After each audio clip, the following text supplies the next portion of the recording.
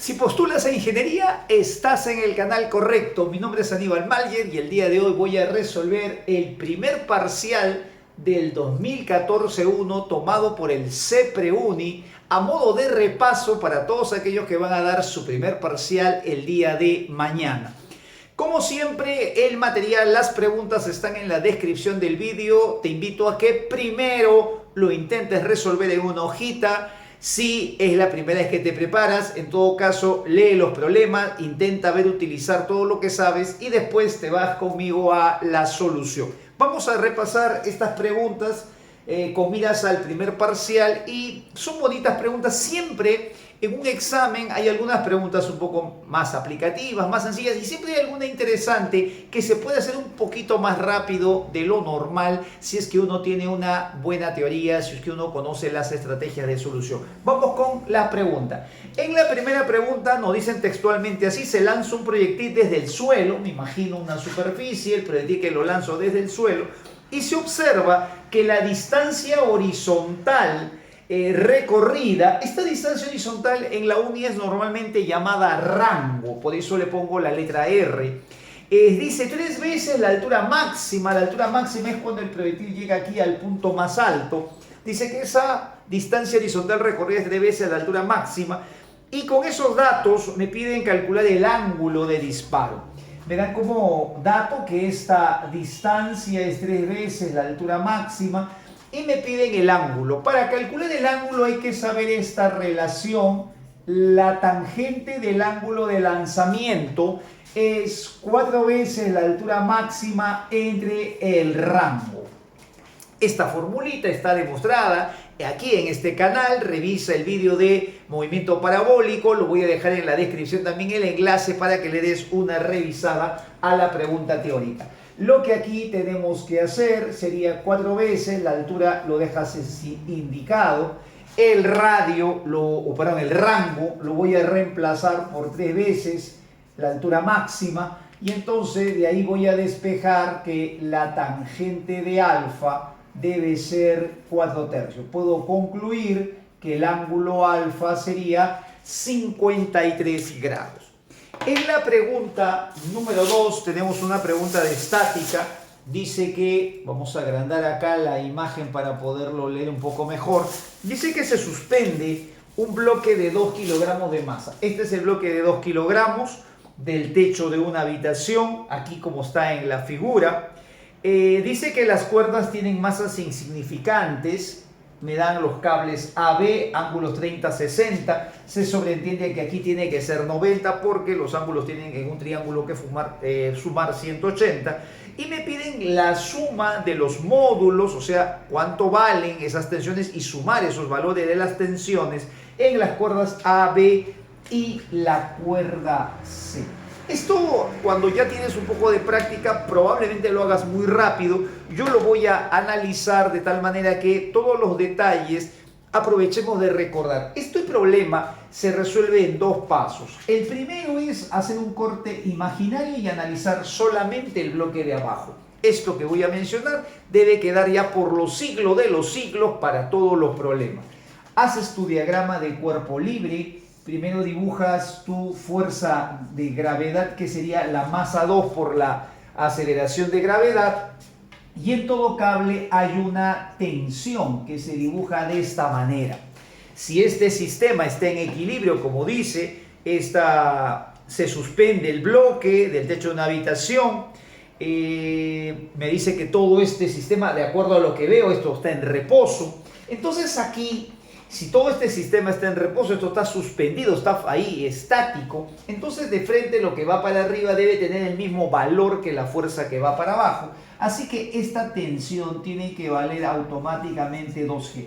Esto ya debe quedar como una propiedad. Cada vez que tienes un cuerpo suspendido de una cuerda, la tensión de la cuerda tiene el mismo valor que la fuerza de gravedad. Eso sí, no tiene que haber ninguna otra fuerza adicional. También ha venido problemas donde aquí hay otra fuerza, está apoyado y entonces ahí la tensión sí va a variar. Pero cuando un cuerpo está suspendido, tú de arranque puedes decir la tensión en C, podemos ponerlo así, la tensión en C automáticamente es 2G. Ahí va la primera. Luego, La segunda parte del problema consiste en analizar este nudo. Ese nudo es como un cuerpo, no tiene peso en este caso porque es solo un nudo, pero debo dibujar las tensiones. Por cada cable que lo rodea, aquí debe haber una tensión y entonces acá va a haber una tensión que vamos a llamarle B. La tensión siempre está saliendo del cuerpo que analizo, que en este caso es el nudo. Por aquí habrá otra tensión que está saliendo, que será la tensión de A. Y por aquí también está saliendo, fíjate bien, para abajo. Cuidado con eso. Varios estudiantes veo que lo ponen para arriba también. Para arriba va sobre el bloque de abajo, pero sobre el nudo tiene que estar saliendo. Entonces la tensión aquí, ya no le pongo tensión C, ya de frente voy a poner esta tensión es 2G. Ahí está. Este bloque jala el nudo y el nudo responde sobre el bloque con una fuerza no tanto de acción y reacción. Entonces, una vez que tienes esos tres cuerpos, ahora lo que puedes hacer es aplicar diferentes métodos. Yo recomendaría aquí, cuando hay tres, aplicar el método del triangulito. El método del triángulo consiste en formar un triángulo de fuerzas con esos mismos vectores, con los vectores después de que has terminado de hacer tu diagrama de cuerpo libre. Con esos vectores que has dibujado puedes tú formar un triángulo. No cometas el error, como varios lo hacen, de formar el triángulo suficiente con una o dos fuerzas del problema. A veces no terminan de dibujar todas. Aquí ven, por ejemplo, dos fuerzas, ya creen que este es el triángulo que tengo que trabajar y obviamente así no se hace. Debo dibujar todas las fuerzas y con esas fuerzas formar un triángulo. La forma podría ser esta. Puedo prolongar aquí. Voy a prolongar la vertical. Voy a prolongar y la tensión de A la voy a trazar aquí paralelamente. Aquí voy a trazar un triangulito, mira. Esta tensión 2G la voy a trazar verticalmente más arriba, en la misma dirección, y esta tensión A la voy a trasladar paralelamente. Voy a formar mi triangulito por acá, mira. Aquí sería mi triángulo de fuerzas. Este sería mi triángulo de fuerzas. Puedo deducir, a ver, vamos a ver algunas cositas por acá. Acuérdate que estas dos fuerzas son perpendiculares. Cuando trazas su paralela, aquí también es perpendicular. En el triángulo de arriba, si aquí tiene 60, esto es vertical, este ángulo sería conocido, esto sería 30. Y aquí lo recomendable es que este triángulo lo puedas dibujar un poco más grande. Si tú ya tienes un poco de práctica, lo puedes hacer ahí mismo, pero en todo caso te recomendaría dibujarlo un poquito más cómodo por acá. En la vertical dejamos esto, la tensión de B lo pongo por acá y esto lo pongo así perpendicular. Ahí está. Este triangulito es el mismo. La tensión B se queda en su sitio, esta es la tensión de B. Recordemos que, mira cómo se cumple la geometría, al momento de moverse paralelamente este ángulo sigue siendo 90 y esto sería 30 grados. Obviamente el otro es 60. Entonces ahora tú mueves las fuerzas, el 2G lo mueves en la misma dirección, lo mueves un poco más arriba para que encaje de esa forma. Y la tensión de A se mueve siempre conservando la misma dirección. Cuando hacemos esto, algunos estudiantes me preguntan a veces, pues, me dicen, pero yo lo dibujé muy grande, lo dejé muy chiquito, ¿cómo sé que exactamente encaja? Cuando tú dibujas las fuerzas inicialmente es como un tanteo, es una probabilidad, es una idea de dibujar. El tamaño exacto tiene que encajar y cumplir, ¿no?, en el triangulito. Así que si lo dibujaste muy grande y acá el espacio es más pequeño, o lo dibujaste muy pequeño y acá el espacio es más grande, eso no interesa, lo tienes que acomodar.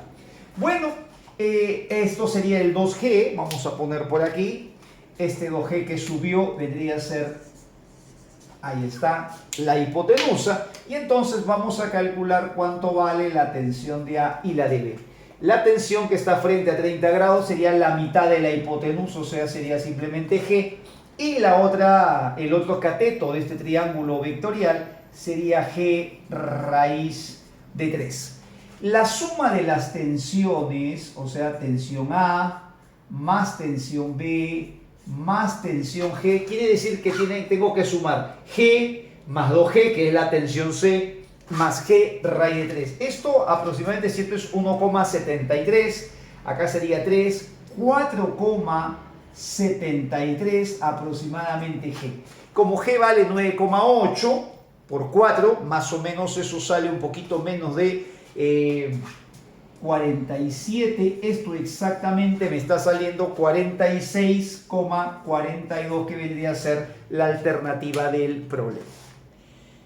En la pregunta número 3 tenemos un bonito problema. Vamos a leerlo con calma. Dice, un automóvil inicia su movimiento. Cuando me dice que inicia su movimiento, tengo que pensar que parte del reposo. Inicia su movimiento y se mueve en un camino rectilíneo. O sea, me voy a imaginar que se mueve en línea recta. O sea, el carro parte del reposo y se mueve en línea recta. Luego de recorrer 2,5 kilómetros, dice el problema, con aceleración. O sea, él parte del reposo y está acelerando. Luego de recorrer 2,5 kilómetros, ahí hay una coma, dice, con aceleración constante A, dice que empieza a desacelerar con aceleración constante hasta detenerse. Si el movimiento total duró media hora, calcule la aceleración en kilómetros por hora.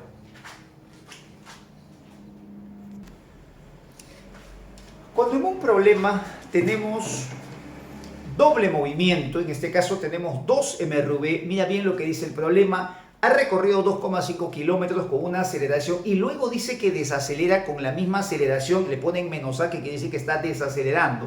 Y en total el tiempo recorrido en total es media hora, me piden la aceleración. Cuando en un problema hay varios movimientos, es decir, un MRU y un MRV, 2 MRV, acelera y desacelera, la forma más recomendable de hacer estos ejercicios es por gráfica.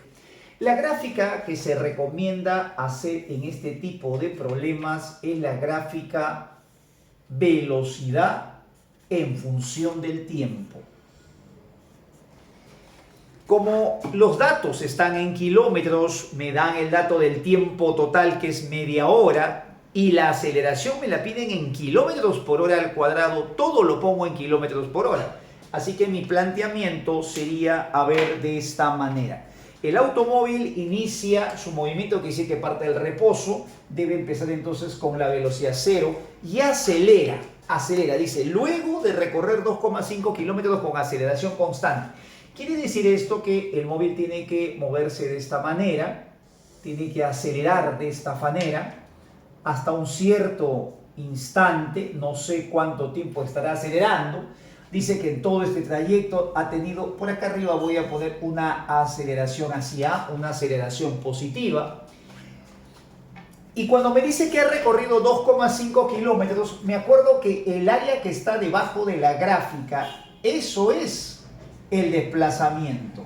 Si está en línea recta, el desplazamiento pues va a tener el mismo valor que la longitud recorrida. Lo que ha recorrido 2,5 tiene que ser hasta ahí. Toda el área recorrida hasta ese instante que alcanza, vamos a ponerle por aquí una velocidad o una rapidez V, entonces hasta ese instante ha recorrido 2,5.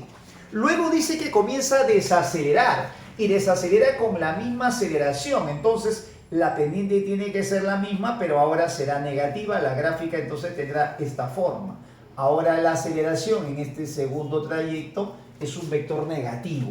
Obviamente debe recorrer lo mismo y el problema dice que el movimiento total, ahí sí especifica movimiento total, duró media hora. Como todo lo estoy poniendo en horas y en kilómetros por hora, media hora quiere decir que esto sería así, un medio, media hora. Con esos datos me piden calcular la aceleración. ¿Cómo lo puedo hacer? Mira, parte del reposo, acelera durante un tiempo que no conozco, ha recorrido 2,5 kilómetros, de ahí desacelera hasta nuevamente detenerse, porque el problema dice que desacelera hasta nuevamente detenerse, hasta regresar a la velocidad que es 0, que está por aquí, y con esos datos me piden la aceleración.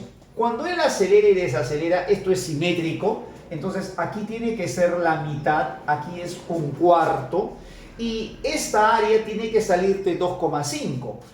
Puedo plantearlo así, mira, el área 2,5, o sea, 5 medios, esa área, debe ser la base, que es un cuarto, por la altura, que es la rapidez, todo dividido entre 2. Base por altura entre 2 sería el área, y eso tiene que salirme 2,5. Se van los denominadores, y entonces de aquí puedo deducir que la rapidez el 4 pasa a multiplicar, debe ser 20 kilómetros por hora. Para calcular la aceleración, debo recordar que la aceleración es igual a la pendiente y eso se parece pues a calcular la tangente del ángulo. Así que la aceleración, que va a ser la pendiente, debe tener este valor.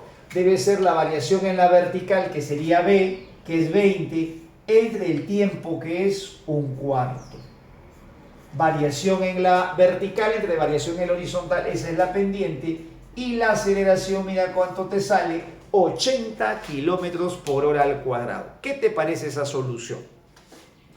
La pregunta número 4 es un problema que en la uni ya ha venido varias veces y es un problema que nos da como que una idea de cómo debemos enfrentar las preguntas de examen. Hay que tener presente siempre que todos los problemas en la uni, tanto en exámenes ordinarios, tanto en la pre, siempre lo que viene son situaciones reales, inspiradas en situaciones reales. Mira este problema, dice, suponga que la órbita de la Tierra alrededor del Sol es una circunferencia y me dan el radio de la circunferencia, S 1,5 por 10 a la 11, no es otra cosa que la distancia promedio entre la Tierra y el Sol, que es 150 millones de kilómetros. Me dan el periodo, que sabemos que es un año, 365 días redondeado, y me piden hallar la masa del Sol, me dan la constante G. Este problema debe ser, en todo caso, para poder aplicar esta expresión que se llama la constante de Kepler en la tercera ley. Mira, el cuadrado del periodo de un planeta entre el cubo de su distancia media es 4pi cuadrado entre la constante de gravitación universal por la masa central. Esto se demuestra usando la ley de gravitación y fuerza centrípeta cuando se asume que es una circunferencia y se llega justamente a comprobar que este cuadrado del periodo y el cubo de la distancia media son directamente proporcionales, y cuando son directamente proporcionales hay una constante de proporcionalidad que justamente depende de la masa central. En teoría, una persona normal debería hacer el problema así. El periodo lo tengo que pasar a segundos, sistema internacional, 365 días, cada día tiene 24 horas, cada hora 3600 segundos, todo eso al cuadrado. El radio es 1,5 por 10 a la 11 al cubo, 4pi cuadrado, G 6,67 por 10 a la menos 6,62, me dan ahí por 10 a la menos 11, y de ahí despejar la masa. Despejar así la masa es una operación muy larga. ¿Cuál sería el camino más rápido para hacer este problema? ¿Cuál sería la forma anormal de hacer este problema? Escucha, en un examen deberías saber esto. La uni siempre trabaja con valores reales, así que si me están pidiendo la masa del Sol, la masa del Sol me tiene que salir. Hay algunas masas o hay algunos datos en el universo que deben ser conocidos, así como sabemos que el año que tarda la Tierra, pues no, el año solar, creo que se llama año solar, el tiempo que tarda la Tierra en dar la vuelta, se considera, por ejemplo, 365 días. El periodo de la Luna sabemos, ¿no?, que es 28 días. Entonces, también hay algunos datos que debíamos saber. La masa de la Tierra, la masa del Sol, por ejemplo. Y resulta que la masa central, la masa del Sol, es un valor que tú deberías conocer. El valor exacto es 1,99 por 10 a la 30. Yo te recomiendo que te aprendas este valor, 2 por 10 elevado a la 30 kilogramos. Y de frente, esa es la solución. Hay algunos valores que debes conocer, mira que ya ha venido, podría volver a venir, y en todo caso aprende algunas masas que debes conocer. Por ejemplo, debes aprender la masa de la Tierra. ¿Cuánto es la masa de la Tierra? La masa de la Tierra, el valor exacto es 5,64, yo puedo redondearlo en 6 por 10 a la 24. Entonces debo tener algunos valores en mente que pueden ser motivo de examen. Recuerda, datos así. En la pregunta 5 tenemos un paracaidista de 60 kilogramos que dice que baja con velocidad constante y con una velocidad de 90 kilómetros por hora. Eso se llama la velocidad terminal, cuando un cuerpo cae en medio del aire y una velocidad máxima que alcanza, y se ha comprobado que es alrededor de los 90 kilómetros por hora, un poquito menos, pero ahí le han puesto 90. Y me piden cuál es la fuerza de resistencia. Entonces, sobre este cuerpo van a actuar las siguientes fuerzas. Aquí está actuando el peso, que sería la masa por la aceleración de la gravedad, y la fuerza del aire, la fuerza de resistencia del aire, que actúa hacia arriba. Si el cuerpo baja con velocidad constante, entonces lo que va para arriba debe ser igual a lo que va para abajo. Esto aproximadamente es 600, entonces vemos en las claves a ver cuál es la que más se aproxima y la respuesta sería pues exactamente 588,6. Como ves, a veces ni siquiera es necesario que uses la calculadora, tú por aproximación puedes llegar a la respuesta.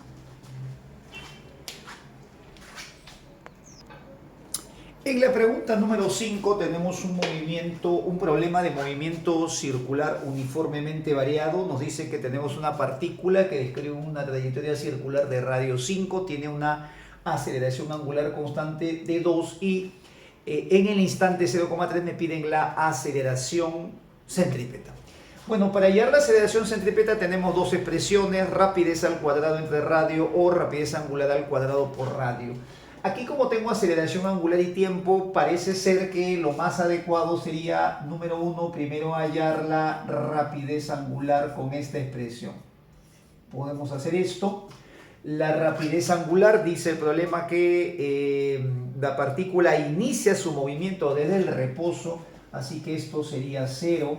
Tenemos entonces rapidez angular inicial sería 0. La aceleración angular es 2 y el tiempo es 0,3. Operando la rapidez me sale 0,6 radianes por segundo. Luego de hacer eso, el paso número 2 sería hallar efectivamente la aceleración centrípeta. Y recordemos esta expresión. Entonces la aceleración centrípeta sería 0,6 elevado al cuadrado por el radio que vale 5.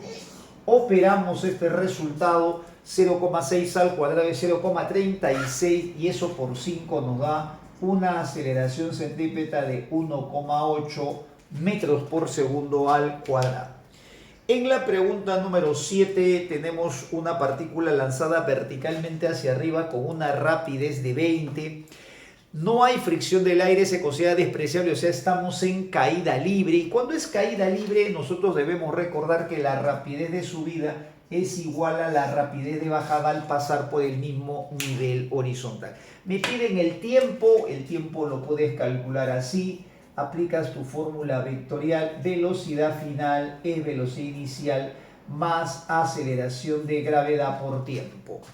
Estos son los vectores.